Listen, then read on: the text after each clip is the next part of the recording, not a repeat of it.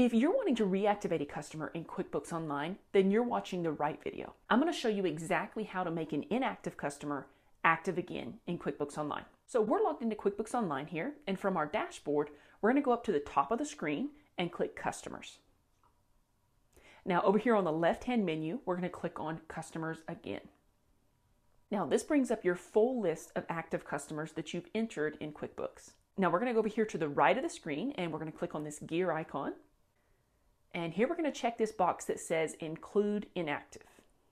Now there are a couple ways that you can do this. You can type the specific customer's name in the search bar here, or you can just type deleted in the search bar and then hit enter or return, and this will show us all of the inactive customers. Then we can click on that customer and it will pull it up here, and we can click on Make Active here in the top right section of the screen.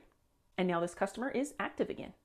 Or if we go back to all of the customers, we can scroll down through the customers to find the one that we're wanting to reactivate. And over to the right of that customer, we'll click on Make Active. And once again, that customer is active. Now, if you're handling your own bookkeeping and you want a simple way to make sure nothing slips through the cracks each month, I've got a free end-of-month bookkeeping checklist that walks you through exactly what to review. You can grab it using the link in the description of this video.